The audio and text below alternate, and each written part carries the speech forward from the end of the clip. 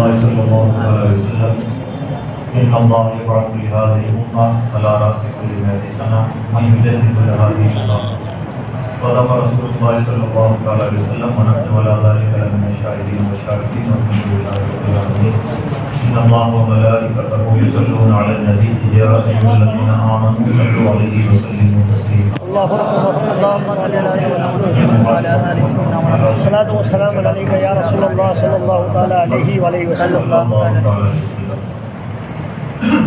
محترم بزرگوں دوستو، ہمارا خوش قسمت ہے کہ اللہ کے گھر میں بیٹھ کر کے اللہ کا اس کے محبوب بندوں کا ذکر کر رہے ہیں. اللہ اس کو قبول فرمائے اور اس طرح سے ہمارا زیادہ سے زیادہ دل لگائے. ضرورت ہے کہ آج پھر ہم اپنے جلسوں میں بھی اس روایت سے لابیل ڈالیں اور اللہ کرے کہ زیادہ سے زیادہ مذہبی پروگرام اور جو بھی خرافات سے خالی پروگرام ہوں، مسجدوں سے وابستہ ہوں، اس کی ایک برکت جدا ہو سکے. میں آپ کے سامنے ایک حدیث پاک پیش کی. مشہور حدیث ہے، حضور نبی اکرم صلی اللہ علیہ وسلم نے اس امت کے لیے ہمیشہ کے طور پر ایک انتظام فرمایا اللہ کی عطا سے، اور بشارت عطا فرمائی کہ اللہ رب العزت اس امت کے لیے ہر 100 سال کے بعد کسی ایک ایسی شخصیت کو نمودار فرمائے گا جو اس کے لیے دین کی امت کے لیے دین کی تجدید کر دے گی. مراد یہ ہے کہ جیسے جیسے وقت آگے بیتتا ہے، گزرتے وقت کے ساتھ بہت ساری غیر ضروری چیزیں شامل ہو جاتی ہیں اور ساتھ ہی ایسا بھی ہوتا ہے کہ ضروری چیزیں پیچھے رہ جاتی ہیں، اور یہ ہر چیز میں ہوتا ہے. گزرتے وقت کے ساتھ ایک ادارہ اپنا مقصد فراموش کر دیتا ہے. ایک تنظیم آگے بڑھتے بڑھتے بڑھتے کئی بار اپنا مقصد بھول جاتی ہے. کچھ لوگ ہوتے ہیں جو ویژن بھی ہوتے ہیں، بڑے دماغ کے ہوتے ہیں، وہ ان چیزوں کو کنٹرول کر پاتے ہیں. ہر جگہ ایسا نہیں ہوگا، اور اس کی ایک معقول وجہ ہے، وہ یہ ہے کہ بہت ساری چیزوں سے انسان کی وابستگی جذباتی ہوتی ہے اور جذباتی وابستگی دیر پا نہیں ہوتی. دین کے ساتھ بھی ایسا ہی ہوتا ہے. دین کے نام پر بہت ساری غیر ضروری چیزیں اس طرح سے دین کا حصہ نظر آنے لگتی ہیں دور سے دیکھنے والوں کو، جیسے لگتا ہے کہ اس کا کرنا ضروری ہے. جب ہم اپنے معمولات پر نظر ڈالیں گے تو ہمیں لگے گا کہ یہ کام تو بہت ضروری ہے، اور تھوڑا سا بھی اس کے دائیں بائیں ہو جائے تو ہمیں شک ہونے لگتا ہے کہ ایسا کیوں ہو گیا. مثال کے طور پر سمجھ لیں، میری عادت ہے کہ میں پاجامے کو اونچا رکھتا ہوں. اونچے سے مراد بقدر سنت جس کی تاکید ہے، اور ہم سب کو اپنے آپ کو اس کا پابند بنانا چاہیے. آمین. کچھ لوگوں نے میری غیر موجود میں پوچھا کہ مولانا صاحب پاجامہ اتنا اونچا کیوں رکھتے ہیں، کیا کسی کی ہوا لگ گئی؟ اتنی عجیب سی بات ہے کہ کہاں تو سنت رہی اور کہاں ہم نے چیز کو معمول بنا دیا. مجھے بات پہ بات یاد آ گئی ہے. امام اہل سنت مجدد اعظم امام احمد رضا خان علیہ رحمان نے فتاوی رضویہ میں لکھا ہے کہ امام صاحب کو سلام کرنے کے بعد دائیں طرف مڑنے کے علاوہ کبھی کبھار بائیں طرف بھی مڑنا چاہیے تاکہ لوگ دائیں طرف مڑنے کو ہی ضروری نہ سمجھنے لگیں. یہ ہے روایت شکنی اور یہ ہے تجدیدی اسٹائل کا ایک نمونہ. طور پر کئی بار غیر ضروری چیزیں ایسا ہونے لگتی ہیں جیسے یہ تو بڑی ضروری ہے، اور کئی ضروری چیزیں بلکہ سنت سے ثابت چیزیں، ضروری نہ صحیح سنت سے ثابت چیزیں ہم سے دور ہوتی چلی جاتی ہیں. میں چونکہ علماء بڑی تعداد میں موجود ہیں اس لیے عرض کر رہا ہوں. ضمناً کچھ باتیں بہتر ہوگا کہ مثالیں بھی وہ دی جائیں جس سے بھی ہماری اصلاح ہو جائے. جیسے آج عام طور پر ہماری نمازوں میں قرات کرتے وقت سنت کی رعایت کم ہو پاتی ہے. کئی بار ائمہ کرام مان لیجیے عشاء کی نماز میں بھی سورہ مکی کی تلاوت کر دیتے ہیں. کوئی بھی کسی بھی آیت کی سورت کی تلاوت کی جا سکتی ہے، لیکن سنت کے مطابق ہمارے ائمہ نے جو ایک معیار بنایا ہے کہ عشاء اور فجر کی نماز میں قرات قدرے لمبی ہونی چاہیے، مغرب میں مختصر ہونی چاہیے، تو ظہر اور عصر میں متوسط ہونی چاہیے، یہ دراصل ائمہ کا اپنا کانسیپٹ نہیں ہے، یہ سنت سے لیا ہوا کانسیپٹ ہے. کیا بات ہے اس کو فالو کرنا چاہیے. جب نماز پڑھانی ہے، قرات کرنی ہے، تو کیوں نہ سنت کا ثواب لوٹ لیں اور سنت کو ہلکے میں نہ لیں. 2 دن کے بعد میں حضرت مجدد الفسانی کا عرس ہے.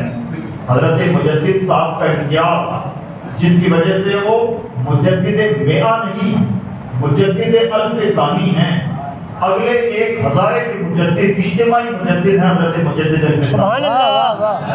اور یہ علماء نے ایک بل اتفاق، علامہ عبدالحکیم سیالکوٹی نے پہل کہا، اور اس کے بعد میں علماء نے اس بات پر اتفاق کیا کہ اس شخصیت نے جس طرح سے دین الہی کا خاتمہ کیا ہے اور جن چیزوں کی بنیاد ڈالی ہے، ان کے بنائے ہوئے اصول اگلے 1000 سال تک ہمارے کام آتے رہیں گے. حضرت مجدد الفسانی کی تعلیمات کو جب نچوڑیں گے تو ہم یہ پائیں گے کہ ان کا سب سے زیادہ جس چیز پر زور ہے، انہوں نے جہاں اسلام کی تجدید کی ہے وہیں طریقت کی بھی تجدید کی ہے. طریقت کی تجدید میں ان کا امتیاز یہ ہے، فرماتے ہیں سالوں سال کے مجاہدات پہ بھاری ہے ایک سنت کی ادائیگی. واہ واہ واہ واہ واہ. طور پر لکھتے ہیں اپنے مکتوبات میں، بدعت کو آپ کسی بھی اینگل سے تقسیم کر ڈالیے، مجھے بدعت میں کوئی نور نظر نہیں آتا، بلکہ ہر بدعت تابع سنت نظر آتی ہے. کیا مطلب؟ ہم نے نماز پڑھائی ہے، سنت نبوی یہ ہے، نماز پڑھانے کے فوراً بعد جن نماز فرائض کے بعد میں سنتیں ہیں، مختصر ترین دعا، اور کوشش یہ ہونی چاہیے کہ جو دعا منقول ہے وہی کیجیے، بہت مختصر. کئی بار لمبا گیپ ہو جاتا ہے، امام صاحب وظیفہ پڑھنے لگتے ہیں، مقتدیوں کی بھی عادت ہو جاتی ہے وظیفہ. یہ پرسنل چیزیں ہیں، جماعت میں ہوتی کوشش سنت کا التزام کی. یہ میں نے مثالیں دی، اور بھی بہت ساری اس کی مثالیں مل سکتی ہیں. بتانے کا مقصد یہ ہے کہ دین کے نام پر بھی کئی مرتبہ ایسی چیزیں رائج ہو جاتی ہیں کہ ہمیں ضروری محسوس ہونے لگتی ہیں جبکہ وہ دین کا حصہ نہیں. اس سے دین میں کوئی کمی بیشی نہیں ہوتی، لیکن دور سے نظر آنے میں ایک جو صاف ستھری شکل ہونی چاہیے تھی وہ شکل نہیں نظر آتی. اس کو ایک دوسری مثال سے سمجھیں. یہ مسجد ہے یا کوئی بھی مکان ہے تو ریگولر مینٹیننس چاہتا ہے. اس مسجد کی مسلسل صفائی ہوتی رہنی چاہیے کہ صفائی ستھرائی ہوتی رہے، جو چمکتی دمکتی رہے گی، ایک نکھار رہے گا. اور مان لیجیے کہ 2 سال تک مسجد کو لوک کر دیجیے تو اب جگہ جگہ پر تو غبار سے مسجد پھٹ جائے گی اور کوئی بھی دور سے دیکھنے والا یہ محسوس کر لے گا کہ یہ آباد جگہ نہیں ہے. ایسا ہی ہوتا ہے. تو ایسا نہیں ہے کہ مسجد کا نقشہ بدل جانا ہے، ایسا کچھ نہیں ہوا، لیکن دور سے دیکھ کر کے بھی سمجھ میں آ جائے گا کہ یہاں کچھ کمی کچی ہے.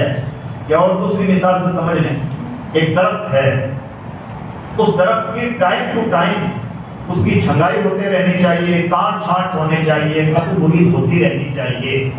اگر درخت کو آپ بہت زیادہ دنوں تک سنبھالیں گے نہیں، پانی نہیں دیں گے تو ویسے بن جائے گا. اور اگر اس کی شاخوں کو آڑا ٹیڑھا آپ نے بڑھنے دیا، اس کی چھنگائی نہ کی، کٹو مرید نہ کی، تو کوئی شاخ ادھر جا رہی ہے، کوئی کدھر جا رہی ہے. جو اس کا طرح خوبصورتی ہونی چاہیے تھی وہ نہیں رہ پاتی. ہر مطلب یہ نہیں کہ درخت بدل گیا ہے، آم کا درخت کوئی ببول کا درخت بن گیا، ایسا کچھ نہ ہوا ہے. وہی چیز بھی وہی ہے، تھوڑا خوبصورتی متاثر ہو گئی ہے. مجدد کا کام اسی چھنگائی کا کام بنا میں دین جو ادھر ادھر کی چیزیں دین میں شامل ہو گئی ہیں اس کو دور کر دیتا ہے اور دین کو ایک بار ایسا صاف ستھرا بنا کے پیش کر دیتا ہے. کیا بات ہے. دور سے نظر آنے لگتا ہے یہ آواز مسجد ہے. یہ کام ہوتا ہے مجدد کا. زبانیں بدلتی ہیں وقت گزرنے کے ساتھ. سائنٹیفک اینگل سے بات کریں تو ہر 40 سے 50 کلومیٹر کی ڈسٹینس پہ زبان بدل جاتی ہے، کلچر بدل جاتے ہیں، پہناوے بدل جاتے ہیں، کھان پان بدل جاتے ہیں. اسی طرح سے ہر 150 سال 70 سال 80 سال 100 سال کے بعد میں دین کی اقدار کی ذرا سا بدل جاتی ہے. بہت سارے لوگ اس طرح کی نئی چیزوں کو ایجاد کر دیتے ہیں اور دین کے ماننے والے لاکھوں رہتے ہیں، لیکن یہ کام قسمت والوں کی ہی قسمت میں ہوتا ہے. خوش نصیب ہوتے ہیں جو من جانب اللہ مقرر ہوتے ہیں اور وہی یہ کام کر پاتے ہیں، انہی کے بس کا سودا ہوتا ہے. اللہ رب العزت ان کو الگ قسم کا ماحول عطا فرماتا ہے، ان کی شان جدا ہوتی ہے، بچپن سے ان کے آثار نظر آتے ہیں. اور جب وہ عمر ہوتی ہے عمر تجدید، تب ان پر اچانک ایک رنگ چڑھتا ہے جیسے مان لیجیے مجدد کو اپنا تجدیدی کام 30 سال 50 سال 60 سال کی عمر کے بعد میں کرنا ہے، جو بھی اس کی ایک متعین عمر مل جانے اللہ ہے، تو اس وقت اس پر ایک الگ رنگ چڑھتا ہے۔ سامان اعلیٰ حضرت میں بھی ملتا ہے کہ اعلیٰ حضرت کی پیدائش ہوئی 1272 میں اور وصال ہوا ہے 1340 میں۔ جب 14ویں صدی کا آغاز ہوا یعنی 1200 ہجری کمپلیٹ ہو گیا، امام احمد اللہ خان محدث بریلوی کے آس پاس رہنے والوں نے محسوس کیا کہ یہ صدی جب سے شروع ہوئی ہے، امام احمد اللہ خان محدث بریلوی کا رنگ بدلا ہوا۔ رنگ بدلنے سے مراد ہاؤ بھاؤ لائف اسٹائل سب کچھ اچانک ایسا لگتا ہے چینج ہو گیا۔ محسوس کرنے والے کر پاتے ہیں، اگر کوئی حساس طبیعت کے لوگ نہ ہو تو انہیں کچھ نہیں لگتا۔ تو ایسا ہوتا ہے مجدد کے ساتھ، جب اس کی ایک عمر آتی ہے اس پر ایک الگ رنگ چڑھتا ہے، اس کی رفتار تیز ہو جاتی ہے، اس کے کام کرنے کا اسٹائل بدل جاتا ہے، اور پھر جو اللہ کو اس سے منظور ہوتا ہے وہ کام کرتا ہے۔ اگر دین پر الگ الگ قسم کے بادل چھاتے ہیں، اس کی شکلیں الگ الگ رہتی ہیں، کبھی کوئی فتنہ ہے، کبھی کوئی پولیٹیکل فتنہ ہے، کبھی کچھ۔ اب ذرا امام احمد اللہ خان محدث بریلوی نے یہ کام کیسے کیا؟ تو پہلے ان کا زمانہ سمجھیں۔ کسی کی شخصیت کو سمجھنے کے لیے تاریخی اصول یہ ہے کہ اس کا پولیٹیکل سینریو کیا ہے اس کو سمجھیں، یعنی وہ جس ماحول میں جی رہا ہے وہ سیاسی زمانہ کیسا ہے۔ آج ہم اور آپ جس زمانے میں جی رہے ہیں پچھلے ایک دہائی سے، ہمارے ہاؤ بھاؤ سے لائف اسٹائل سے وہ سیاسی اثر نظر آئے بغیر نہیں رہ سکتا۔ آج ہر مسلمان کہیں نہ کہیں تعلیم کی باتیں کرنے لگا ہے نا، اس سے پہلے تعلیم کی باتیں نہیں بریانی کی باتیں زیادہ ہوتی۔ یہ جو حالات چینج ہوئے ہیں اس میں پولیٹکس کا بہت بڑا رول ہوتا ہے۔ تھوڑا موڑا تھپیڑے پڑتے ہیں تو باتیں اچھی ہونے لگتی ہیں، اگر بہت زیادہ حالات بدلیں تو باتیں بہت اچھی ہونے لگتی ہیں۔ امام احمد اللہ خان محدث بریلوی کا جو زمانہ ہے وہ پولیٹیکل زمانہ کیسا ہے؟ 1700 عیسوی میں بھارت کے سرزمین پر کلکتہ اور اس کے اطراف میں انگریز آئے اور انہوں نے دیکھا کہ بیوقوفوں کی زمین۔ میں بہت واضح طور پر یہ بات کہنا چاہتا ہوں، ہم بھارت کے لوگ واقعی بیوقوف لوگ، انہوں نے محسوس کیا کہ بیوقوف لوگ ہیں، غلامی کا مزاج رکھتے ہیں۔ اتنی حیرت کی بات ہے کہ لون اور الائچی خریدنے کے لیے کوئی کمپنی آئی اور 200 سال حکومت کر گئی۔ کیا یہ بیوقوفی کی نشانی نہیں ہے؟ اور آج تک ہماری یہ عادت ہے، ہم سب قسم کے لوگ ہیں، سمجھدار قسم کے لوگ نہیں، باشعور حساس قسم کے لوگ نہیں ہیں۔ ہمارے نیچر میں کہیں نہ کہیں غلامی کے عنصر پائے جاتے ہیں اور اس کی واضح مثال انگریز ہیں۔ دال چینی اور الائچی اور لونگ خریدنے کے لیے آئے تھے اور ایسا آئے کہ آہستہ آہستہ قبضہ کرتے چلے گئے، ہم غلام بنتے چلے گئے۔ 1700 میں آئے اور چند سالوں میں آہستہ آہستہ آہستہ ایک کے بعد ایک انہوں نے پہلے اپنے کمپنی کے براعات حاصل کی، پھر نوابوں کی جاگیروں پر قبضہ کرنا شروع کیا، اور اینڈ میں تو یہ ہو گیا کہ ہمیں روکنے اور ٹوکنے والا کون؟ اور اس سے آگے کا ایڈوانس لیول یہ ہوگا کہ بھارت کے لوگ بھارت میں رہیں، بدترین غلامی کریں، گویا زندگی کا بھی ٹیسٹ دیں۔ جب حالات اتنے زیادہ نازک ہو گئے تو اب بھارت کے لوگوں نے اندر کچھ شعلے شروع ہو گئے اندر، اور یاد رکھیں ان شعلوں کو بھڑکانے میں سب سے بڑا کردار علماء نے ادا کیا۔ الگ الگ طریقے تھے سب۔ مولانا رحمت اللہ کیرانی کرانا میں ہوا کرتے تھے، عصر کی نماز کے بعد میں اپنے مقتدیوں کو روک کر کے انگریزوں کے خلاف بھڑکاتے تھے مسجد۔ مولانا فضل خیر آبادی علیہ رحمٰ نے جہاد کا فتویٰ دیا اور اس پر پھر بڑی تعداد میں علماء اہل سنت نے سائن کیے، جس کے اس میں جو ہوتا تھا وہ کرتا تھا۔ آہستہ آہستہ ان شعلوں کو ہوا دی گئی۔ یعنی میں کہنا یہ چاہتا ہوں کہ سب سے زیادہ ہندوستان کی آزادی میں جنہوں نے اپنا رول پلے کیا ہے وہ علماء کی جماعت ہے۔ تو اس طرح سے ایک ماحول بنا انگریزوں کے خلاف، اور ماحول بنتے ابھار پہ جب آیا تو وہ ٹائم پیریڈ کون سا تھا؟ وہ ٹھیک وہی ٹائم تھا جس سال اعلیٰ حضرت پیدا ہوئے۔ 1856 میں آپ کی پیدائش ہوئی اور 1857 میں بھارت میں اتنے حالات اس طرح سے عجیب ہو گئے، یعنی حکومت اور پبلک آمنے سامنے ہوگی۔ پہلے لڑائی ذہنی فکری تھی اور پھر اس کے بعد میں دہلی کی جامع مسجد اور اس کے اطراف میں علامہ فضل خیر آبادی اور دوسرے علماء کی سرکردگی میں، اور رہے سہے بادشاہ بہادر شاہ ظفر کی تھوڑی موڑی دور کی سرپرستی میں ایک جب فوج جمع ہونے لگی اور جمع ہوتے ہوتے اس فوج کی تعداد بتائی گئی ہے کہ 90,000 ہو گئی۔ یہ فوج کون سی تھی؟ یہ پبلک تھی، ہر ایک سے سپاہ نہ تھی، کوئی فوج نہ تھی، یہ عوام کے لوگ تھے جو جمع ہوتے ہوئے، اور اب یہ غدر کا ماحول بن گیا، یعنی حکومت اور لوگ آمنے سامنے ہو گئے، اور اب جگہ جگہ خون خرابہ، تہز نہز، اٹھا پٹک، اور اینڈ کیا ہوا؟ ظاہر سی بات ہے حکومت سے لڑنا کوئی آسان گیم نہیں ہوتا، نہتے لوگ کیا کر سکتے؟ اینڈ یہ ہوا کہ بھارت کے لوگ ہارے، انگریز جیتے۔ بھارت کے لوگوں نے اسے جنگ انقلاب کہا، آزادی کی لڑائی کہا، 1857 کی کرانتی کہا، انگریزوں نے اسے غدر کہا، غداری کی۔ اب کیا ہوا؟ بھارت کے لوگوں کا جوش انگریزوں نے مار کوٹ کر کے، اٹھا پٹک کر کے، جو بھی تدبیریں تھیں ٹھنڈا کر دیا۔ اب تو شروع ہوا کہ جنہوں نے غدر مچایا تھا ان غداروں کو انجام تک پہنچانا چاہیے۔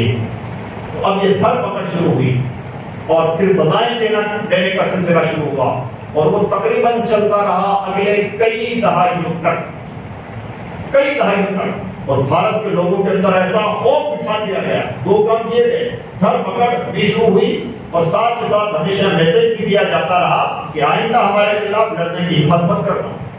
اب یہ دھر پکڑ کیسے شروع ہوئی؟ کسی کو کالا پانی کی سزا دی گئی، کسی کو پھانسی پہ لٹکا دیا گیا، کسی کو اپنے خاندان کی، علماء کی کہانی بتا رہا، دوسرے لوگوں کی کہانی اپنی جگہ، کسی عالم کو اس کے خاندان کے 21 لوگوں کے ساتھ دریا میں ڈبو دیا گیا، کوئی عالم دین قید میں تھا تو پوری جیل خانے کو آگ لگا دی گئی۔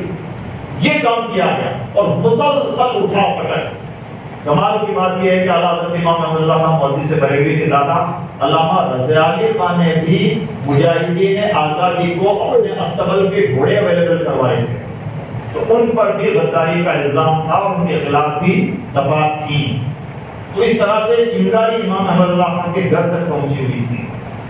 اب یہ پولیٹیکل سینیریو، یعنی اٹھا پٹک، دھر پکڑ کا زمانہ، بہت زیادہ ڈر کا زمانہ، دہشت کا زمانہ، بہت سارے لوگ بھارت چھوڑ کے چلے گئے۔ علامہ سعید احمد مجددی سلسلہ نقشبندیہ کے بڑے بزرگ ہیں، انہوں نے راتوں رات بھارت چھوڑا، حرمین شریفین چلے گئے، وہیں ان کا انتقال ہوا، کوئی کہیں۔ علامہ رضا علی خان خود بنارس علیہ رحمہ ایک بڑی شخصیت ہے، جماعت کے بڑے عالم دین، باوقار عالم دین ہوا کرتے تھے، گمنامی کی زندگی گزارنے لگے، علماء نے اپنا بھیس بدل لیا، جس کو جو تدبیر سجائی تھی وہ کی۔ ظاہر سی بات ہے جان بچانے کے لیے کچھ تو کرنا پڑے گا۔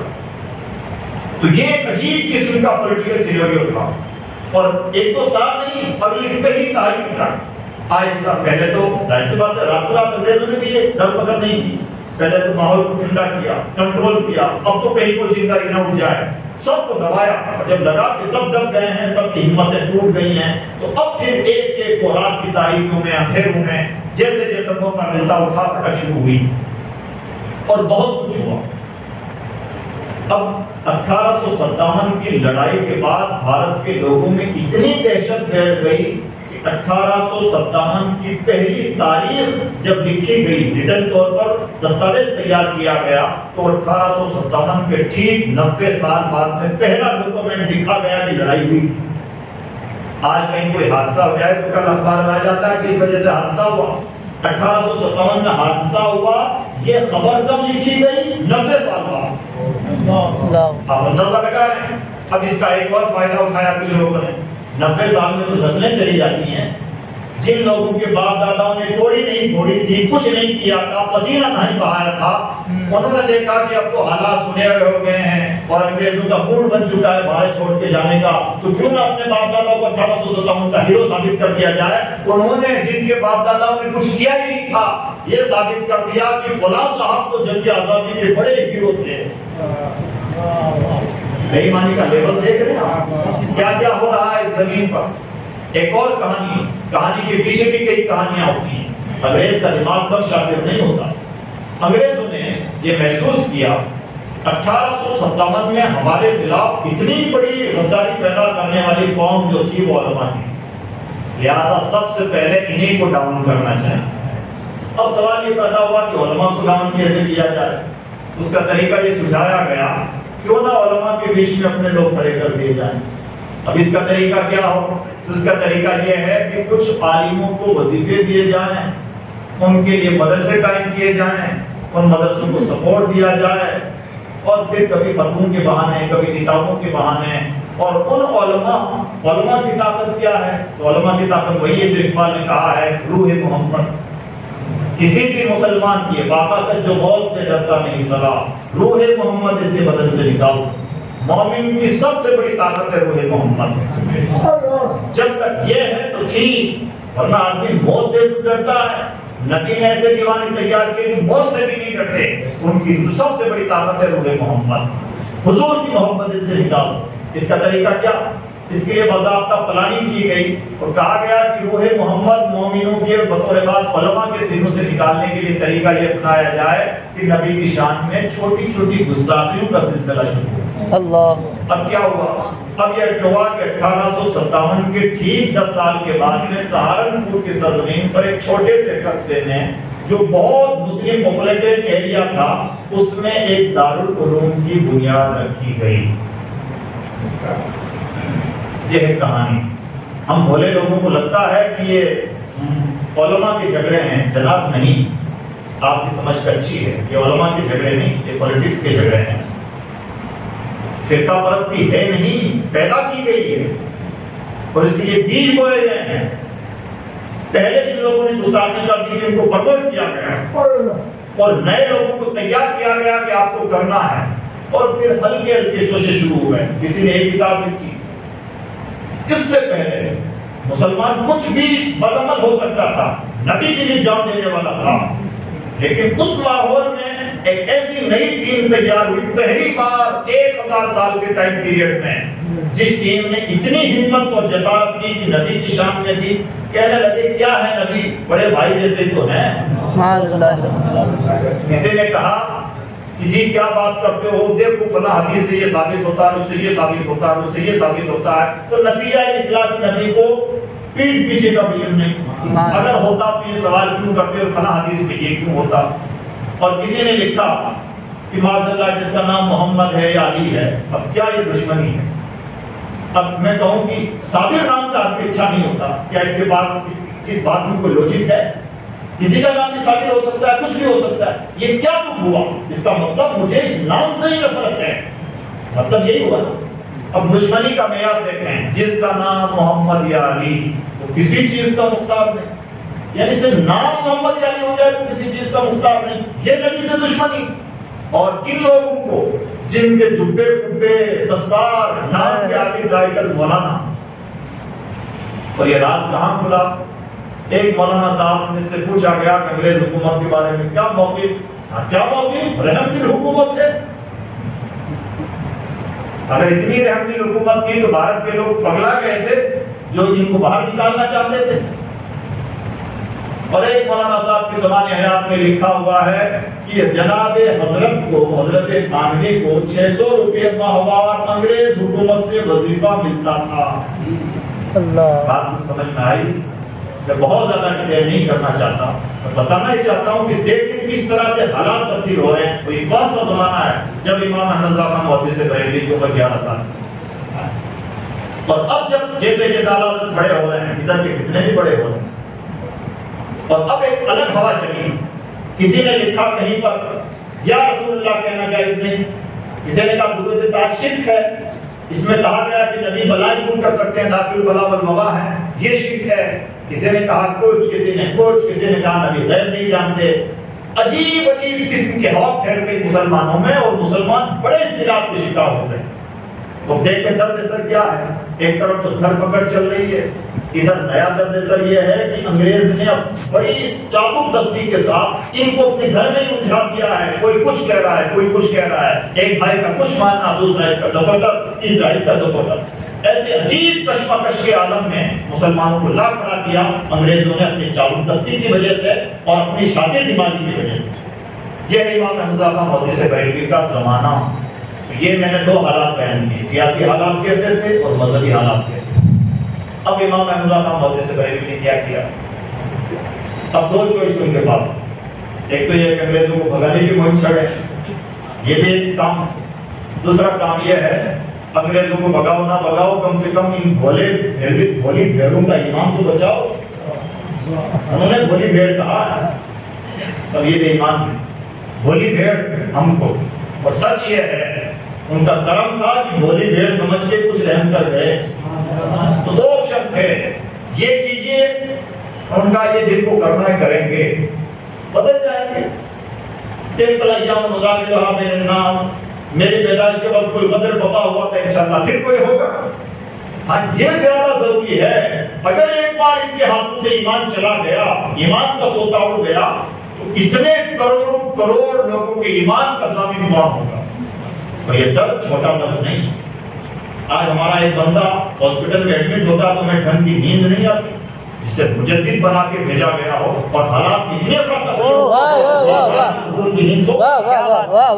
اب انہوں نے کیا کیا, کام جیسے ہو سکتا تھا ویسے ہی اللہ رب العزت نے انہیں منتخب فرمایا تھا. انہوں نے کتابیں لکھی, اور ایسی کتاب لکھی کہ جس موضوع کو اٹھایا ہے, دشمن کے سامنے دو آپشن ہے, یا تو انتہائی بے حیا بن جائے, جس میں فرمایا گیا اذا لم تستحی فاصنع ما شئت, اگر حیا ہی اٹھ جائے تو پھر جو چاہو وہ کرو. ایک حیا ہی تو ہے جو انسان کو کچھ کرنے سے کچھ نہ کرنے سے روکتی ہے. تو اگر بے حیا ہو جائے, انتہائی ڈھنڈورا انسان بن جائے تو غلط چیز, ادروائز کوئی آپشن نہیں چھوڑا. جیسے کسی نے کہا کہ یا رسول اللہ کہنا ناجائز ہے, پوری کتاب لکھی ہے صرف اللہ نے, اور اتنے دلائل دے دیے ہیں کہ کوئی ادھر کی ادھر کی, دائیں بائیں کونا خانچہ تلاش کرنا چاہے, کوئی آپشن نہیں چھوڑا. عام طور پر مفتیان کرام کا کیا طریقہ ہوتا ہے, ایسا کرنا جائز ہے ناجائز ہے, ناجائز ہے صاحب, بات ختم, آگے بڑھے, کوئی دلیل دے. امام احمد اللہ محدث سے کریں گے, عام طور پر ایسا نہیں کرتے, بالخصوص اعتقادی مسائل. کسی نے کہا کہ جائز ہے ناجائز, تو اتنا ہی نہیں بتاتے کہ یا رسول اللہ کہنا جائز ہے اور چلو یہ دلیل ہے. وہ کہتے ہیں یا رسول اللہ کہنا جائز ہے اور اس کی لیجیے یہ 150 دلیل ہے. اب اس کے بعد کیا کرتے ہیں, اس کے بعد یہ کہتے ہیں اگر کوئی عقیدہ رکھے کہ یا رسول اللہ ناجائز ہے تو وہ شریعت اسلامیہ کی مخالفت کر رہا ہے, یہ لیجیے پھر 300 دلیل ہے. پھر اس سے آگے بڑھتے ہیں کہ اب اور آگے سنیے, اگر کوئی کہتا ہے کہ یا رسول اللہ اس لیے ناجائز ہے کہ اس کے شروع میں یا لگا ہوا ہے, یا تو صرف زندہ کو کہا پکارا جا سکتا ہے یا کہہ کر کے, تو کہتے ہیں یہ بھی غلط. یہ اعتراض کرتے ہیں لوگ, سنو تم نے نہیں پوچھا, لیکن چونکہ لوگ اعتراض کرتے ہیں تو اس اعتراض کا بھی جواب سن لو. اس اعتراض کے جواب میں لوگ کی یقین تو دلیل ہے, یعنی کہیں چھوڑا نہیں, اٹھایا ہے انجام تک پہنچایا ہے, کہیں نہیں چھوڑا. یہ امام احمد کا موضوع قلم اٹھاتے ہیں, پھر اس طرح سے اٹھاتے ہیں.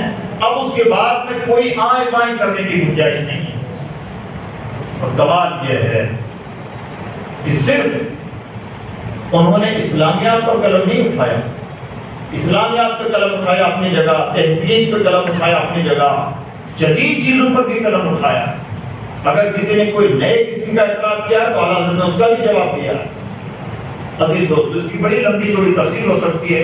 شارٹ میں یہ کہنا چاہوں گا کہ ان کی کتابوں کا بیک گراؤنڈ دیکھیں.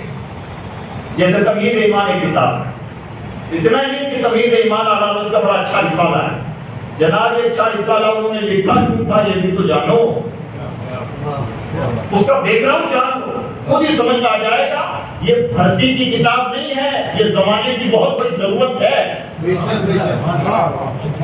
انہوں نے علم غیب پر 5 کتابیں لکھی ہیں تو سوال یہ پیدا ہوتا ہے کہ ایک ہی سبجیکٹ پہ 5 کتابیں کیوں؟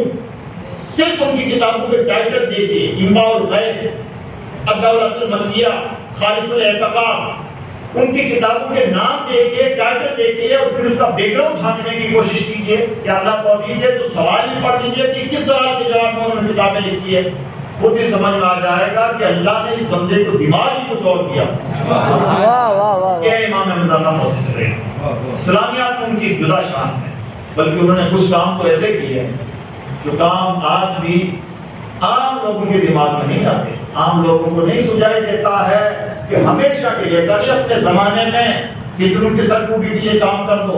انہوں نے تو اتنا ایڈوانس میں کام کیا ہے, میرے زمانے کا تو بھلا ہو, آئندہ زمانے میں بھی اگر باطل اپنا سر اٹھانا چاہے تو پہلے سے جہاں جا کے وہ قریش کی باتیں لاتے ہیں, اور جن لوگوں کو عربی میں غلط ٹرانسلیشن کر کے غلط باتیں بتاتے ہیں, ان کے باپ دادا ان سے پہلے محل میں آ گئے کہ لو سنو تمہارے اوپر علماء حرمین کا یہ فتویٰ ہے.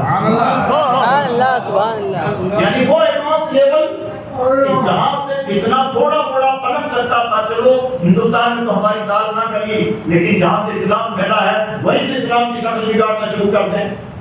تم بعد میں جاؤ گے، عاشق رسول پہلے پہنچ کے تمہارا سر وہاں قلم تک چکا ہے۔ واہ واہ واہ واہ، کام امام حمزہ محمد سے بریلوی کا عجب شان کے ساتھ انہوں نے کام کیا۔ جب انہوں نے محسوس کیا کہ ترجمے تو قرآن پاک کے ہو رہے ہیں، لیکن وہ ترجمے ذرا بازیل امرن والے ہو رہے ہیں، ترجمہ ہو رہا کہ یہ لفظ اس کا یہ مطلب ہوتا ہے اور لہٰذا یہ مطلب نکل کے آیا۔ انہوں نے محسوس کیا کہ کیا قرآن پاک کے ساتھ مذاق ہو رہا ہے، ترجمہ کرتے ہوئے اتنا بھی احساس نہیں رہ پا رہا ہے لوگوں کو کہ کلام الہی کا ترجمہ کیا جا رہا ہے۔ انہوں نے ان سے عام طور پر بہت زیادہ فورسفلی کسی نے نہیں کہا تھا، صدر الشریعہ نے ایک تحریک چھڑی تھی اور صدر الشریعہ نے ضرورت کا احساس دلایا تھا، ان کے معتقد تھے، لیکن امام حمزہ خان محدث بریلوی کو شدت کے ساتھ اس بات کا احساس تھا کہ ایسا ہونا چاہیے۔ انہوں نے فوراً اس بات پر لبیک کہا اور عظیم ترین ایسا ترجمہ کہ جس میں لغوی چیزوں کا بھی خیال ہو، تفسیر کے تقاضوں کا بھی پورا پورا خیال ہو، اور سب سے زیادہ اس بات کا خیال ہو کہ اللہ کے کلام کا ترجمہ کیا جا رہا ہے، چلا کے کسی حامد اور بکر کی کتاب کا ترجمہ نہیں ہے۔ انہوں نے اس اہتمام کے ساتھ اللہ کی کتاب کا ترجمہ کیا، اور سچ یہ ہے کہ کنز الایمان واقعتاً کنز الایمان ہے، سبحان اللہ سبحان اللہ، ایمان کا خزانہ ہے، ایمان بچتا ہے اس کتاب سے، ورنہ لوگوں نے تو معاذ اللہ ترجمہ کرتے کرتے اللہ کو مختار بنا دیا تھا، معاذ اللہ نبی کو گمراہ کر کے دیا تھا۔ ترجمے کے نام پر یہ سب کہانیاں گڑھی جانے لگی تھیں اور یہ لوگوں کا لیبل ہو گیا تھا۔ کچھ بھی بہانے بازی کر لیجیے، اپنے دل کو کیسے بھی جھوٹی تسلی دے لیجیے، اپنی تائید کے لیے لغت سے اور تفسیر سے کچھ بھی حوالے نکال لے آئیے، دو لفظوں کی بات یہ کیجیے کہ کیا یہ اللہ کے کلام کے تقاضوں کو پورا کرنے والا ہے؟ دل یہ کہے گا کہ جناب غلطی تو ہوئی ہے۔ یہ امام حمزہ خان محدث سے دیکھ عزیز دوست، اگر ان کی علمیت کا تعارف کروایا جائے تو بڑی لمبی بحث چھڑے گی کہ انہوں نے کون سی کتاب کیسے لکھی۔ اس سلسلے میں زیادہ تو کوئی بات نہیں کرنا چاہوں گا اور آپ کچھ باتیں کی ہوں، البتہ اتنی ضرور گزارش کرنا چاہوں گا، اعلیٰ حضرت کی بارگاہ میں پڑھے لکھوں کا سب سے بہترین خراج عقیدت یہ ہے کہ ان کی کتابیں پڑھیں۔ مجھے تو اس بات میں دوہری خوشی ہوگی کہ آپ کے یہاں بھاری لنگر سے بھی زیادہ بڑا اچھا ہوتا، بلکہ ہو سکے تو ان فیوچر یہ انتظام کریں کہ ہر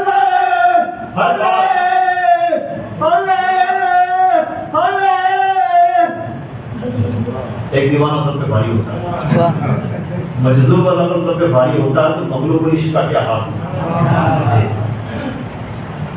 امام حمزہ خان محدث بریلوی کی کتابیں پڑھیں، علماء کو تحفے میں دیں، ان کتابوں پر ورک کریں، ان کی تصحیح کی ضرورت ہے، انہیں نئے زمانے کے سامنے پہنچانے کی ضرورت ہے۔ اور میں عرض کروں آج کا دور علمی دور سے مراد لوگ بھلے بہت زیادہ پڑھے لکھے نہ ہوں، لیکن لوگ پڑھائی لکھائی کا ڈھونگ کرنا ضرور جان گئے۔ جب ایسا زمانہ آ گیا ہے تو ہماری ذمہ داری بنتی ہے کہ ہم ماڈرن اسٹائل میں دنیا کے سامنے کتابیں پیش کریں۔ آج بہت سارے لوگ ایسے ہیں جن کی ایک کتاب 44 زبانوں میں ٹرانسلیٹ ہوتی ہے۔ مجھے حیرت کے ساتھ اور افسوس کے ساتھ یہ کہنا پڑ رہا ہے کہ جس رضا کے نام کا ہم لاکھوں کا لنگر کھا رہے ہیں، اس کی کتابوں کا ٹرانسلیشن دنیا کی 7 سے زیادہ زبانوں میں نہیں ہوا ہے۔ یہ ان کے ساتھ سچی محبت نہیں ہو سکتی۔ صرف نعروں سے امام احمد اللہ کو زندہ رکھنا چاہتے ہیں، وہ نعروں کی شخصیت ہی نہیں ہے۔ اگر نعرے انہیں پسند ہوتے تو دنیا کے بھارت کے سب سے بڑے پیر ہوا کرتے، لیکن نہ انہیں نعرے پسند ہیں، نہ اس طرح کی رسمی پیری مریدی پسند ہے۔ انہیں جو کچھ پسند ہے وہ بھولے جا رہے تھے جس چیز کی وجہ سے، وہ تھا کہ ان بھولی بھیڑوں کا ایمان کیسے بچے، اور انہوں نے کوئی اندھیرے میں نہیں رکھا ہے۔ ان کے 10 نکاتی فارمولے چھپے ہوئے ہیں کتاب پر۔ یہ کرنے کے کام ہیں جو کیے جائیں، انہی کاموں پر فوکس ہونا چاہیے۔ امام احمد اللہ کا سچا قدر شناس وہ ہے جو ان کی کتابوں پر کام کرے، ان کی کتابوں کو زندہ کرے، ان کی تعلیمات کا نچوڑ دنیا کے سامنے پیش کرے۔ الحمدللہ میں نے حضرت امام احمد اللہ محدث بریلوی کی کئی کتابوں کا ہندی زبان میں ٹرانسلیشن کیا ہے، اور اس لیے کیا ہے اور بہت آسان لہجے میں تاکہ عوام کو سمجھ پائے کہ تمہید ایمان، احسن الگیا، مشابہۃ الارشاد فی حقوق الاولاد، تدبیر فلاح و نجات الصلاح وغیرہ کا میں نے ٹرانسلیشن کیا ہے۔ اور آپ سے بھی گزارش ہے کہ یہ کام جتنے وسیع پیمانے پر ہو سکتا ہے کیا جانا چاہیے، زمانے کی سب سے بڑی ضرورت ہے۔ تو یہ تو آپ کا ہوم ورک، اس سلسلے کو میں یہیں پر روکتے ہوئے اب میں دوسرے اینگل پہ بات کرنا چاہتا ہوں. امام احمد اللہ کا ایک اینگل وہ ہے جو ابھی ہم نے دیکھا, کتابیں لکھ رہے ہیں, مسلسل لکھ رہے ہیں, لکھتے جا رہے ہیں, اور عالم یہ ہے کہ خود فرماتے ہیں میں ان لوگوں میں سے ہوں جن کے لیے سنت مؤکدہ بھی معاف ہے. میری دینی مصروفیت اس قدر ہے, اگر میں چاہوں تو شریعت مجھے اجازت دیتی ہے کہ میں سنت مؤکدہ بھی نہ پڑھوں. میری دینی مصروفیات, فضول مصروفیات نہیں, پھر دینی مصروفیات, یعنی ایسی مصروفیات جو سنت مؤکدہ سے بھی زیادہ فضیلت رکھتی ہیں, وہ مصروفیات ایسی ہیں کہ میرے لیے سنت مؤکدہ نہ پڑھنے کی اجازت ہے. چاہتے تو صرف فرض پڑے, ڈیوٹی پوری ہوئی, آگے اپنے کام میں لگ جائیں, اس پوزیشن میں ہوتے, لیکن کہ ہم تعالیٰ سنتیں تو کیا چھوڑے, نوافل نہ چھوٹے. اتنی مصروفیت, اور ایک اینگل دیکھیں یہ مصروفیت کتنے دنوں کی رہی. ہم سب جتنے بھی لوگ ہیں, جیسے مان لیجیے کوئی مولانا امامت کرتے ہیں, کوئی مولانا صاحب کتاب لکھتے ہیں تو ان کی رویٹی نہیں جاتی ہے, کوئی دارالفتہ سے وابستہ ہے, کوئی پڑھاتے ہیں تو ان کو وہاں محنتہ نہ مل جاتا ہے. اعلیٰ حضرت کا انکم سورس کیا تھا؟ انہیں کون سیلری دے رہا تھا؟ اللہ نے انہیں جاگیردار گھرانے میں پیدا کیا تھا. لیکن کیا حیرت کی بات نہیں, ہمارے یہاں بہت سارے بڑے خاندانوں کے بڑے باپ کے بیٹے ہوتے ہیں جن کا کام یہ ہوتا ہے کہ ایک شہر میں تو اتنے پلاٹ ہو گئے ہیں, دوسرے میں اتنے فلیٹ ہو جائیں, اور اتنی دکانیں اور اتنے ہوٹلیں بن جائیں. کیا آج ہر کوئی کیوں نہیں رضا نہیں کر رہا ہے. ایک ایسا شخص جس نے پیدا ہونے سے لے کے وفات پانے تک پوری زندگی اپنی جاگیرداری کا بھی ڈھنگ سے جائزہ نہیں لیا, کہیں نوکری کرنا, ملازمت کرنا تو دور, انہوں نے جو کچھ نوکری کی محمد عربی کی نوکری, جو کچھ کیا صرف اس کے لیے, یعنی دین کے نام پر. امامت کی تنخواہ لینا جائز ہے, اور پھر بھی امامت ثواب کا کام ہے. فتویٰ کی تنخواہ لینا جائز ہے, اور پھر بھی یہ ثواب کا کام ہے. اعلیٰ حضرت نے یہ جواز والا اینگل بھی نہیں اپنایا, بلکہ انہوں نے ٹھیک جو کچھ کیا صرف اور صرف اپنے رب کی رضا, اپنے حضور کے دین کو زندہ کرنے کے لیے کیا. پوری زندگی انہوں نے کوئی ملازمت نہ اپنائی. ہاں, اپنی جیب سے خرچے کرنے کی نوبت تو بہرحال آتی ہے, کیونکہ اپنا خرچہ بھی اٹھانا ہوتا تھا, اپنے بیوی بچوں کا خرچہ بھی اٹھانا ہوتا تھا. یعنی وہ پلس ہے, اپنی جیب سے خرچ کر رہے ہیں, الگ نہیں لے رہے ہیں, پوری زندگی نہیں لے رہے ہیں. یہ امام احمد اللہ کا موضوع ہے. دوسرا کام, انسان کیا کرتا ہے, انسان کا نیچر ہے گھومنے پھرنے کی طبیعت ہے. آج کا تو دور کچھ اور ہی قسم کا دور ہے, اب تو گھومنے پھرنے کی باتیں بھی زیادہ نہیں کرنی چاہیے. عجب دور آ گیا, ہر کوئی انسان 2 ہفتے تک باہر نہ نکلے تو اسے لگنے لگتا ہے کہ میں تو گھر میں پیش ہوں. ایک ایسا شخص بریلی سے اٹھے, ایک مرتبہ جبلپور گئے حج کرنے کے لیے, تشریف لے جانا تھا فریضہ ہے. ایک بار گرمی کے روزے رکھنے کے لیے نینی تال تشریف لے گئے, ضرورت پڑنے پر بدایوں رامپور گئے, اور پوری زندگی 1272 سے لے کے 1340 پوری اللہ. ہم میں سے کون ایسا ہے 25 سال کا آدمی جس نے بھارت کے 10 شہروں کا ٹور نہ کیا؟ مجدد وقت جبلپور, نینی تال, رامپور, بدایوں اور مدینہ شریف. آپ مدینہ کی ضمن میں کہیں مکئی جانا ہو تو یہ ہے امام احمد اللہ کی زندگی. یہ چھوٹی قربانی سمجھتے ہیں. کس طرح سے جب بندہ اپنے آپ کو مارتا ہے اب اللہ رب العزت سے مقبولیت کا فرماتا ہے. اور ان سب کے ساتھ درد کا عالم یہ کہ دشمنان احمد جو واضح طور پر گستاخان رسول تھے, اس لفظ کو تھوڑا سا بڑے پیمانے پر لیجیے گا.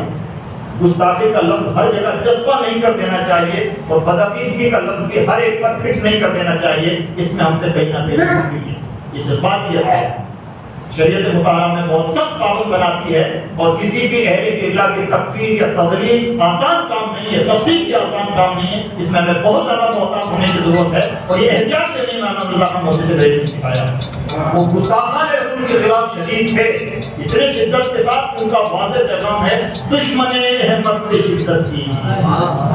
شرط یہ دشمن ہونا چاہیے. یہ دشمن سمجھ رکھا ہے, کوئی ضروری نہیں کہ دشمن ہونا چاہیے. دشمن ہے تو پھر شدت کیجیے, اور ایسے مریدوں سے کیا مراقبت کیجیے. یہ امام احمد رضا محدث بریلوی اور یہ کام کیوں کرتے تھے؟ اپنی کتابوں میں بھی کرتے تھے. وہابیہ کو بار بار ٹارگیٹ کیا ہے. اور جب خطوط آتے تھے تو ماں بہن کی گالیوں کے خط آتے تھے. کئی بار تو صدر الشریعہ جیسے خیر خان لوگ ان خطوں کو چھپا لیتے تھے اور پڑھ کے بھی نہیں سناتے تھے.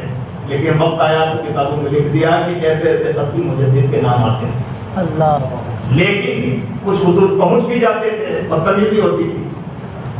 لوگوں نے پوچھا کہ حضور ایسا طریقہ کیوں بناتے ہیں؟ کچھ اتنے گالیاں دیتے ہیں، اتنا برا بھلا کہتے ہیں، آپ کی عزت کو زدہ کرتے ہیں، آپ کو بدنام کرتے ہیں. تو تھوڑا سا لہجہ نرم ہو جائے تو کیا کہنا. تو کہتے ہیں یہ تدبیر کے طور پر ارشاد فرماتے ہیں خدا کا شکر ہے جتنی دیر مجھے برا بھلا کہہ رہے ہیں میرے حبیب کی شان میں گستاخی سے یہ عشق رسول ہو گئے، یہ ہے شعور. آج ہم علماء اگر کہیں گئے لوگوں نے ہمیں لگا کہ ہمارا احترام نہیں کیا تو ہماری زبانوں کے شکوے آ جاتے ہیں. اگر ماں بہن کی گالیاں دی جا رہی ہیں تو کوئی فرق اس لیے نہیں پڑتا کہ گالیاں میں نے اپنے ذات کے لیے کسی کو ناراض کیا ہی نہیں، اور حضور کی وجہ سے کوئی گالیاں دیتا تو دے. یہ گالیاں کا استقبال ہے. یہ امام احمد رضا محدث بریلوی کا مزاج. عزیز دوست یہ اینگل ہے، بات کھینچتی جا رہی ہے، لیکن اس اینگل کے علاوہ میں ایک دوسرے اینگل پہ آپ کو لے جانا چاہتا ہوں جو بہت اہم ہے اور بطور خاص علماء اور قائدین کے لیے بہت اہم ہے. قیادت کسے کہتے ہیں؟ لیڈرشپ کس چیز کا نام؟ یہ آپ کا ایک ہوم ورک بھی ہو سکتا ہے. قرآن پاک سے سوال کریں کہ لیڈرشپ کس چیز کا نام ہے، تو انشاءاللہ اللہ کا کلام جواب دے گا کہ حضرت ابراہیم خلیل اللہ کے پاس کیسے لیڈرشپ تھی اور اللہ نے انہیں کس طرح سے قرآن میں امام کہا ہے. اللہ کرے کہ وہ توفیق ملے. امام احمد رضا محدث بریلوی کی لیڈرشپ دیکھیں کہ ان کی قائدانہ صلاحیتیں کیسی. عام طور پر جو بندہ جس بندے کی ایک محدود دنیا ہو، جو نہ خبر پڑتا ہو، نہ کہیں گھومتا پھرتا ہو، میں نے بھی بتا دیا، نہ کہیں پیری مریدی کرنے کے لیے ادھر ادھر آتا جاتا ہو، جس کو جانا وہاں جائے، وہ کہیں نہیں آتے جاتے. لوگوں سے خبریں سننے کا ٹائم بھی نہیں ہے کہ حضرت آج ایسا ہو گیا، حضرت ہونا جیسے شہر ایسا ہو گیا، کوئی سننے کا ٹائم نہیں ہے. اصل سے مغرب کا ٹائم ہے، کوئی دینی مسئلہ معلوم کرنا ہو تو بھائی معلوم کر لو ورنہ مجھے نہیں چلنا. یہ مزاج تھا، یعنی دنیا سے بالکل ڈسکنیکٹ تھے عام طور پر. لیکن ایسا آدمی جس نے کونا پکڑ رہا ہے، اس کی اتنی دنیا ہے، وہ آدمی کہہ رہا ہے بھارت کے لوگوں اگر تمہیں زندہ رہنا ہے اور اپنے ایمان کی سلامتی چاہتے ہو تو دو قومی نظریے تو اس نے ایک کر دی کہ یہ طریقہ اپنا لوگ بچتے رہو گے. یعنی اتنی بڑی سوچ کی ایک ملک کیسے بنے اور اس کی اسلامی شناخت کیسے باقی رہے، اس کا نقشہ وہ آدمی کھینچ رہا ہے جو کہیں باہر بھی نہیں نکلتا.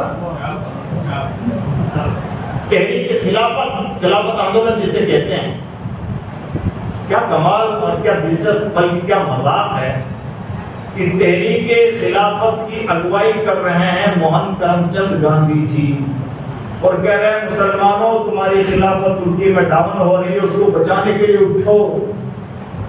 میں اس کو بہت زیادہ تبصرہ نہیں کرنا چاہتا کہ ہم لوگوں کا لیول کہاں تک پہنچ گیا تھا. یہ حالات تھے. امام احمد رضا محدث بریلوی نے اس وقت بھی کہا جناب لوگوں بات کرنے کا اجرائی کچھ ہے لیکن پسے کچھ اور ہے. سر سید احمد خان کھڑے ہوئے اور اپنی تحریک لے کے چلے. امام احمد رضا محدث بریلوی نے اس کا بھی رد کیا. اور وقت آنے پر آج علی گڑھین خاص طور پر جو چاہتے ہیں علماء کو بول دیتے ہیں کہ علماء نے انگریزی پڑھنے کی وجہ سے سر سید کے بارے میں یوں کہا اور فلاں یوں کہا. ایمانداری کی بات یہ ہے کہ وہ اپنی پروفیسری کے نشے میں دھت ہیں، سچائی یہ نہیں ہے. امام احمد رضا محدث بریلوی نے جس نظریات کی بنیاد پر رد کیا تھا آگے آنے والے زمانے میں اور سر سید احمد خان کی تفسیر نے ثابت کر دیا کہ اس شخص نے وہی کیا جس کا نیچر تھا اور کوئی ڈھکی چھپی بات نہیں. آج بھی کتابیں کھول کے دیکھیں، کتابیں تو موجود ہیں، وہ تو زندہ ثبوت ہیں. میں بتانا ہی چاہتا ہوں کہ ایک شخص کس لیول پہ جا کے سوچ پا رہا ہے. جہاں بڑے بڑے دنیا گھومنے والے نہیں سوچ پا رہے ہیں وہاں ایک دنیا میں بیٹھا ہوا شخص سوچ پا رہا ہے اور سوچ ہی نہیں رہا ہے، وقت آنے پر علاج کر رہا ہے. علاج کیسا؟ حالانکہ کے ایک شاگرد ہیں سید نعیم الدین مراد آبادی، انہیں امام احمد رضا محدث بریلوی نے ٹرین کیا پولیٹکس کے لیے. اور بنارس کی سرزمین پر 2 مرتبہ بنارس کانفرنس بلائی گئی، بنارس کانفرنس، اور بنارس کانفرنس کی ایک لمبی چوڑی تفصیل آپ گوگل کر لیجیے گا، آپ کو تفصیل نظر آ جائے گی۔ اس کو لیڈ کرنے والی بنیادی شخصیت جو تھی وہ صدر الافاضل تھے۔ اور جب بھارت ایک الگ ملک بن گیا اور ہمارا پڑوسی ملک ایک الگ ملک بن گیا تو صدر الافاضل اپنے رسالہ الصواب الاعظم میں چیخ چیخ کے علماء کے لیے لکھ رہے تھے۔ انہوں نے لکھا، ان کے الفاظ ہیں، علماء اپنے ذہن سے یہ بات نکال دیں کسی مسلح امامت پر فائز رہنے یا صرف فتویٰ لکھ دینے یا چند کتابیں لکھ دینے یا تدریسی ذمہ داریوں سے سبکدوش ہونے کی وجہ سے ان کی مذہبی ذمہ داریاں پوری ہو جاتی ہیں، بلکہ آج ایک نیا ملک بن گیا ہے، اس میں قانون بنایا جا رہا ہے، اس کا قانون لکھا جا رہا ہے، تمام قومیں قانون میں اپنا اپنا حق حاصل کرنے کے لیے آگے آ گئی ہیں۔ لہذا علماء کی ذمہ داری ہے کہ اگر آگے آپ کو اسلام بچانا ہے تو آگے آئیں اور اپنی ذمہ داریاں پوری کریں، ورنہ یہ تمام کام کرتے ہوئے بھی آپ اپنی ذمہ داریوں سے سبکدوش نہیں ہو پائیں۔ آج تک ہم یاد بھگت رہے ہیں یا نہیں؟ ایک فقیر نے مدتوں پہلے جو چیخ و پکار کی تھی، آج اس کا ہم یاد بھگت رہے ہیں، اس پر عمل نہ کرنے کی وجہ سے۔ فکر کا عالم دیکھیں، امام حمزہ خان محدث بریلوی نے اپنے ایک شاگرد صدر الشریعہ علامہ امجد علی اعظمی کو تیار کیا، بلایا، نیا تخت بچھایا، چادر بچھائی اس پہ، اور کہتے ہیں آج سے میں تمہیں ہندوستان کا قاضی القضات بناتا ہوں۔ سبحان اللہ۔ کون؟ مولانا صاحب کیا کام کر رہے ہیں؟ ان بھولی بھیڑوں کو اپنے مسائل کو حل کرنے کے لیے 10-20 سال تک کورٹ کچہریوں کے جھوٹے چکر نہ لگانے پڑے، ابھی آئے اور 1-2 گھنٹے میں مسئلہ حل ہو گیا، ایسا ہو جائے جس کے لیے عدالت کے پیرلل ایک نئی عدالت، شرعی عدالت، ایک مولانا صاحب جن کی پوری زندگی ایک کمرے میں گزر رہی ہے وہ قائم کر رہے ہیں، سوچ پا رہے ہیں۔ اور اتنا ہی نہیں کہ کیا، وقت آیا تو اپنی کتاب تدبیر فلاح و نجات الاسلام میں 4 نسخے لکھیں، لکھا ہے بھارت کے مسلمانوں، غریب مسلمانوں کو صوبی بینک قائم ہیں، اور نام لیا ہے بمبئی، میسور، کلکتہ، یہاں کے مسلمانوں کا نام لیا ان شہروں کا، یہاں کے بڑے بڑے مسلمان کھڑے ہوں اور اپنے غریب مسلمان بھائیوں کو غیر سودی قرض دیں تاکہ مسلمان اپنے پاؤں پہ کھڑے ہو جائیں، ہمیشہ زکات دینے کے محتاج نہ رہیں۔ دوسری تدبیر سجائی، فرماتے ہیں کیا نہیں دیکھتے کہ ولایت کے لوگ ولایت پیر سے اپنا مال خریدتے ہیں، انگریز انگریزوں سے خریدتے ہیں، تمہیں شعور نہیں آئے گا؟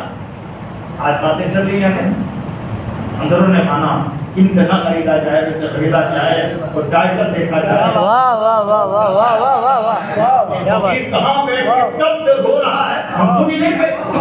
واہ، یہ امام حمزہ خان محدث بریلوی کی فکر، اور بتایا انہوں نے تیسرا پوائنٹ بتاتے ہیں کہ اگر بھلا چاہتے ہو، ان کورٹ کچہریوں کے چکروں سے نجات چاہتے ہو تو اپنی شرعی عدالتیں قائم کرو اور وہیں پر جا کے ان علماء سے اپنے مسائل حل کرواؤ تاکہ ذلیل بھی نہ ہونا پڑے، پیسے بھی برباد نہ ہو، وقت بھی برباد نہ ہو، اور اصل انصاف ملے تو ملنا چاہیے۔ انصاف کہاں ملتا ہے؟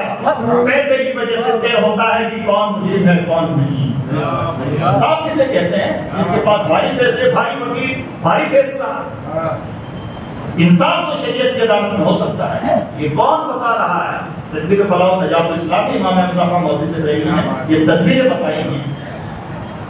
یعنی میں بتانا ہی چاہتا ہوں کہ ایک شخص کہاں جا کے سوچ پا رہا ہے، کیا کیا کام کر رہا ہے۔ اور اتنا ہی نہیں، تبلیغ اسلام، غیروں کے بیچ میں اسلام کی تبلیغ مسلمان کی سب سے بڑی ذمہ داری ہے، جس کے بارے میں آج ہم بھولے سے ڈھنگ سے سوچ بھی نہیں پا رہے ہیں۔ امام حمزہ نے اپنا ایک شاگرد تیار کیا جس کا نام عبدالعلیم صدیقی ہے، 7 زبانوں کے ماہر، 63 سال کی عمر، 56 ملکوں کا 63 سال میں دورہ کیا۔ آج کے فلائٹ کا زمانہ نہیں کہ بیٹھے 3 گھنٹے میں یہاں سے وہاں پہنچ گیا۔ 56 ملکوں کا دورہ 63 سال کی عمر میں، اپنے پیسے سے۔ ایسا نہیں کہ پیر صاحب اور مریدوں نے بلایا، اور طریقہ کیا ہوتا تھا سنیں، ان کی زبان حیات، اللہ ان کو ولی کے رحمت فرمائے، ایسی شخصیتیں اللہ نے عطا فرمائی۔ حضرت مبلغ اسلام شاہ عبدالعلیم صدیقی بیٹھی کا طریقہ یہ ہوتا، بمبئی کے ساحل پہ چلے جاتے اور باغبانوں سے پوچھتے یہ جہاز کہاں جائے گا، تو کسی نے بتایا موریشس جائے گا۔ فرماتے ہیں کتنا کرایہ ہے اس کا موریشس کا، تو مان لیجیے کہ بتایا کتنا کرایہ، اپنی جیب دیکھتے کتنا کرایہ موجود ہے یا نہیں، کرایہ موجود جہاز میں بیٹھ. اللہ واہ واہ واہ. اگر کسی نے بتایا فلاں ملک میں جائے گا کرایہ موجود ہے تو بیٹھ گئے. اب آگے پہنچے کیا ہوا؟ مان لیجیے موریشس پہنچے. موریشس پہنچنے کے بعد میں ساحل پر اترے. سب سے پہلے ہوٹل بک کیا. ہوٹل میں گئے. پھر ہوٹل میں جانے کے بعد میں ہوٹل کے ریسیپشن پہ کہتے ہیں مجھے یہاں کا بڑا اخبار کون سا ہے؟ تو بتایا فلاں بڑا اخبار ہے.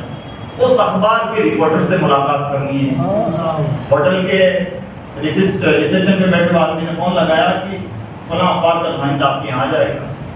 اس نمائندے سے کہتے ہیں کہ مجھے آپ کے اخبار میں ایک ایڈ نکلوانا ہے, ایڈورٹائزمنٹ. اور ایڈورٹائزمنٹ کیا؟ ایڈورٹائزمنٹ یہ کہ فلاں ہوٹل میں بھارت سے ایک اسلامک اسکالر آئے ہوئے ہیں جو کل صبح 10 بجے سے لے کے 12 بجے تک اس ہوٹل کے فلاں سیمینار ہال میں اسلام کے بارے میں لیکچر دیں گے.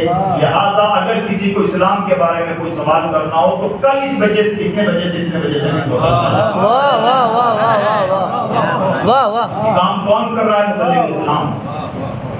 ایک ایک ملک پر ایک ایک آدمی پہ پھر لوگوں کے سوال آتے, جواب دیتے, اسلام کی تشریح کرتے, غلط فہمیوں کا ازالہ کرتے. نتیجہ کیا نکلتا؟ جب مبلغ اسلام کسی ملک میں جاتے تو اکیلے ہوتے تھے, اور جب واپس آتے تو رونے والوں کا اکانتا ہوتا. بہت سارے ملک ایسے ہیں جہاں پر اسلام کے نام پر پہلی مسجد کی پہلی اینٹ مبلغ اسلام عبدالعلیم صدیقی بیٹھی نے رکھی ہے. یہ جو اسلامی مشن ہے آج کے دور میں ملائی ہم کہہ سکتے ہیں, لیکن اس ملائی کے پیچھے جس نے اپنی جان لگائی ہے وہ مبلغ اسلام کی شخصیت ہے. عجب چیز ہے, عجب. اور اس طرح سے ایک ایک آدمی پہ محنت کر کے انہوں نے کتنے لوگوں کو کلمہ پڑھایا؟ 70,000 لوگوں. امام احمد اللہ خان کے ایک شاگرد ہیں مولانا قطب الدین برہمچاری, الہ آباد کے رہنے والے, کاشی گئے, پنڈت 3 سال تک ٹریننگ لی, پنڈت بنے, پنڈت والا بھیس اپنایا, اور اس کے بعد میں بنارس تشریف لائے, اور 3 دن کی مشقت میں 50,000 لوگوں کو کلمہ پڑھایا. عجب زندگی ہے. اب آخری بات, اعلیٰ حضرت کے شاگرد تربیت یافتہ ایک ایک خلیفہ کا یہی حال نظر آئے گا. یعنی اور خلفاء میں خاص بات آپ یہ نوٹ کریں گے, کسی میں کوئی رنگ, کسی میں کوئی رنگ. اور خلیفہ بنانے والے کی شان یہ, آج ہمارے بڑے لوگ کئی مرتبہ چھوٹوں کو گھاس بھی نہیں ڈالتے. امام احمد رضا نے لیڈرشپ اسے کہتے ہیں, یہ سنت ہے رسول اللہ کی اپنے صحابہ کو لقب دینا. امام احمد رضا نے اپنے خلفاء کی شان میں منقبت لکھی. کیا ظرف ہوتا تھا, کیا شان ہوتی تھی, کیا بڑاپن ہوتا تھا, کیسے لوگ ہوتے تھے, کیسے شخصیتیں تیار کی جاتی ہیں, اسے کہا جاتا ہے لیڈرشپ. اعلیٰ حضرت کے بیٹے جن کا فیضان آپ سب پر برستا ہے, حضرت مفتی اعظم تاجدار سنت, اسم کا مسمى شخصیت, سچ مچ تاجدار سنت. میں نے جب تک مفتی اعظم ان کو پڑھا نہیں تھا میں مان کے چلتا تھا کہ بڑے باپ کے بیٹے, میں جلدی سے کسی سے متاثر نہیں ہوں. ایک پرابلم, بھکتی کی عادت نہیں.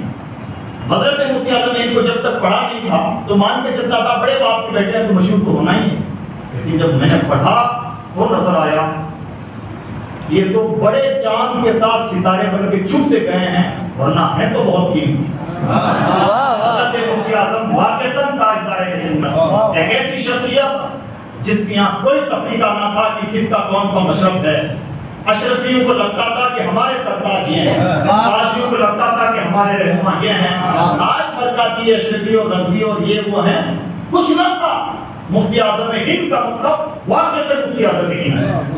آج تو بہرحال چیزیں تھوم دی جاتی ہیں, جس کی جی میں جو آیا لقب دے دیا, چلتا ہے, کون پوچھتا ہے.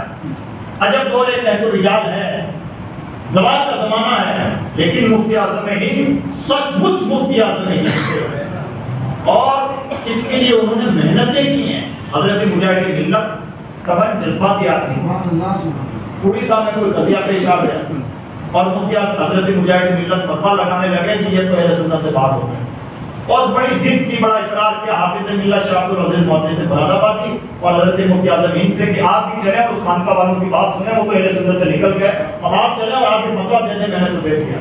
مفتی اعظم ہند وہاں پہنچے, پہنچنے کے بعد کیا کرتے ہیں, ان سب لوگوں سے کہتے ہیں حبیب الرحمان تمہیں شعور ہونا چاہیے, یہ سب لوگ مضبوط اہل سنت ہیں اور میرے لوگ ہیں, تمہیں توبہ کرنی چاہیے اور تمہیں اپنا فتویٰ واپس لینا چاہیے.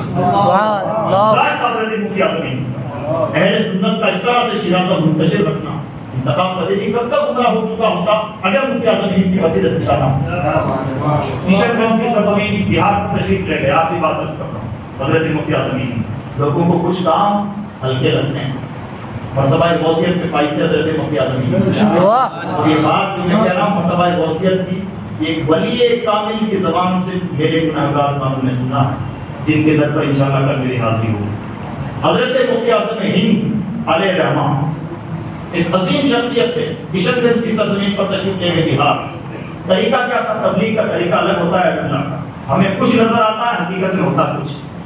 مفتی اعظم ہند کا طریقہ تبلیغ اور جڑاؤ کا طریقہ کیا تھا؟ تعویذ دیتے، اور تعویذ میں بھی کرامتیں یہ ہوتی تھی، اندور تشریف لائے ہیں، مان لیجیے 5 بجے کی ان کی ٹرین ہے اور مان لیجیے سید صاحب کے گھر پہ رکے ہوئے ہیں، تو سید صاحب سے کہتے تھے سید صاحب میری تو 5 بجے کی ٹرین ہے، موبائل کا تو زمانہ نہ تھا، فون کا بھی زمانہ نہ تھا، کہتے ہیں سید صاحب پیشاب تک گرتا پڑتا ہے ایک بندہ مان لیجیے اجین سے آ رہا ہے، اس کو یہ ضرورت ہوگی یہ تعویذ دے گی۔ کس نے بتایا تھا؟ بنا موبائل کے ایک ایسی ضرورت کا بندہ یہاں جا رہا ہے۔ لوگوں کو لگتا تھا کہ مولانا صاحب تعویذ بانٹتے ہیں، تعویذ نہیں بانٹتے تھے، تعویذ کے ساتھ کچھ اور ہوتا۔ کشن گنج تشریف لے گئے،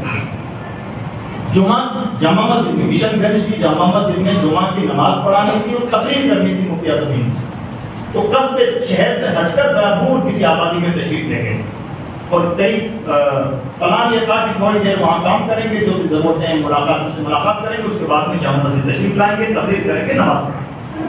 خادم کے ساتھ میں تھے، حضرت مفتی اعظم ہند کے خادم ساتھ میں تھے، مفتی اعظم ہند تعویذ دیتے رہے، تعویذ دے رہے ہیں، پیچھے سے لوگ پھر آ جا رہے ہیں، پھر تعویذ دے رہے ہیں، پھر آ جا رہے ہیں، پھر دے رہے ہیں، پھر آ رہے ہیں، یعنی لوگ کم ہو رہے ہیں پھر پڑھ رہے ہیں، آخر کو روکنے والا دربان تو ہوتا پڑتا۔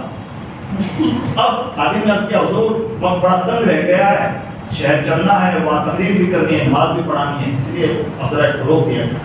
تو فرماتے ہیں ذرا تھوڑے سے لوگ اور کشیاں بچا کے ضرورت مند ہیں، کہ ان کی ضرورت پوری کر دیتے ہیں، پھر چلے گئے۔ خادم کی بار بار ہمت نہ ہوتی تھی، کچھ دیر گزری اور دور تنگ ہو گیا، تو خادم نے عرض کیا حضور اب تو اتنا وقت نہیں رہا کہ آپ تقریر کر سکیں، البتہ آپ نماز پڑھا پائیں گے تو اب چل لینا چاہیے، وقت کافی کم رہ گیا۔ فرماتے ہیں بس تھوڑے سے تو لوگ ارمان لے کے آئے ہیں، ان کی ضرورت ہے۔ اب پھر خادم کی ہمت نہ ہوئی، لیکن جب بہت زیادہ وقت تنگ ہو گیا، اتنا ہی وقت بچ گیا کہ لوگوں نے مفتی اعظم ہند کا وہاں شہر میں انتظار کرنا بھی چھوڑ دیا ہوگا، اور کوئی امام صاحب جمعہ پڑھانے کے لیے تیار ہو گئے ہوں گے، تو خادم نے کیا حضور اب اتنا ہی وقت بچا ہے کہ ہم جا کے جمعہ آپ پڑھا پائیں، نہ تقریر کا مسئلہ نہ ہو کچھ، اب چل رہے ہیں۔ تو فرماتے ہیں سنو میں مسافر ہوں، مسافروں کو جمعہ فرض نہیں، لیکن ان بیچارے پریشان حالوں کی پریشانی میں نہیں سنوں گا تو کون سنے گا؟ یہ درد ہے جس نے اہل سنت و جماعت کو متحد رکھا۔ عزیز دوستو، اور یہ درد بعد میں ہے، اعلیٰ حضرت کی تربیت پہلے ہے۔ امام احمد اللہ خان نے صرف کتابیں نہیں لکھی، صرف اشعار نہیں لکھے ہیں، یہ ہم ان کی گیت گا نہیں رہے ہیں، انہوں نے کام اس طرح کے کیے ہیں کہ ان کا ایک کام اللہ کی بارگاہ میں مقبول، انہوں نے جس شخصیت کو جس نہج سے تیار کر دیا وہ وہاں کامیاب۔ اور آج رضا میرے آپ کے علماء کے کہنے سے کوئی رضا نہیں کر رہا ہے، اگر کسی بھائی کو غلط فہمی ہے اور کسی کے دل میں کچھ کینہ کپٹ ہے تو نکال دینی چاہیے۔ ہم علماء نے بڑھا دیا ہے، علماء نے چڑھا دیا، علماء انہیں کے گنگان کرتے ہیں، جناب نہیں، غلط بات۔ علماء کے کرنے دھرنے سے کچھ نہیں ہوتا، یا کسی کے کرنے دھرنے سے کچھ نہیں ہوتا ہے۔ وما تشاءون الا ان یشاء اللہ رب العالمین، تمہارے چاہنے سے کیا ہوتا ہے؟ ہوتا وہی جو رب العالمین چاہتا ہے۔ جب کوئی بندہ صرف اپنے رب کی رضا کے لیے کوئی کام کرتا ہے تو اللہ رب العزت اسے یوں ہی مقبولیت عطا فرماتا ہے۔ ہماری ذمہ داری بنتی ہے کہ اللہ رب العزت نے اتنی عظیم ہستی ہمیں عطا فرمائی تو ہم اس کے قدر شناس بنیں، اور قدر شناسی کا طریقہ میں نے بتایا کہ ان کی کتابوں کا مطالعہ کریں، ان کی کتابوں کو چھاپیں، اس کی تصدیق کریں، ان کی تعلیمات کو عام کریں۔ یہی ہے اصل رضوی ہونا۔ نام کے ٹائٹل کے ساتھ رضوی ہو یا نہ ہو، ہم سب رضوی ہیں، اس معنی کرتے ہیں کہ محبت کرتے ہیں، لیکن محبت کا حق ادا کرنے والے بنے۔ اللہ ہمیں ان کا فیض عطا فرمائے، اس طریقہ شعور عطا فرمائے۔